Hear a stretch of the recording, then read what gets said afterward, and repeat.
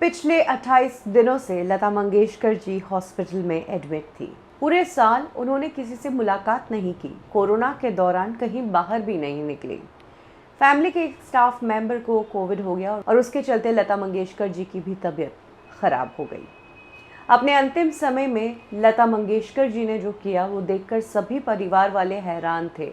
लता मंगेशकर जी जो बीच में इम्प्रूव हुई थी, फिर अचानक कल उनकी हालत बिगड़ी। हॉस्पिटल की तरफ से स्टेटमेंट आने लगे कि उन्हें दुआओं की ज़रूरत है। उनको लेकर खबर आई है कि मौत से 1 महीने पहले और मौत के 2 दिन पहले लता ताई क्या कर रही थी।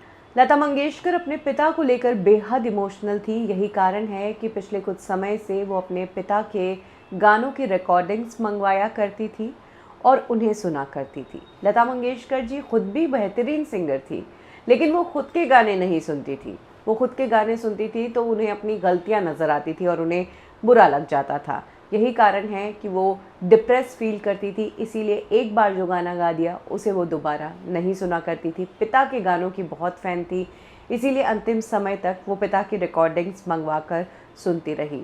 मौत के 2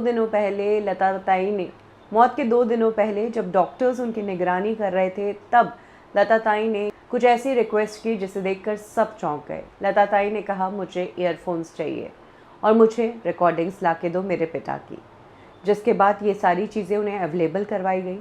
फिर उन्होंने ऑक्सीजन मास्क भी हटाया मुंह से और उसके बाद उन्होंने अपने पिता के गाने सुने।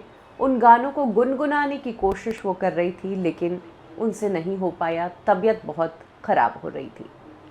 लता ताई को कोविड हुआ था। 1 महीने से उनका इलाज चल रहा था ब्रीच कैंडी हॉस्पिटल मुंबई के। और 6 फरवरी सुबह 8:12 पर लता ताई ने आखिरी सांस ली, दुनिया को अलविदा कहा।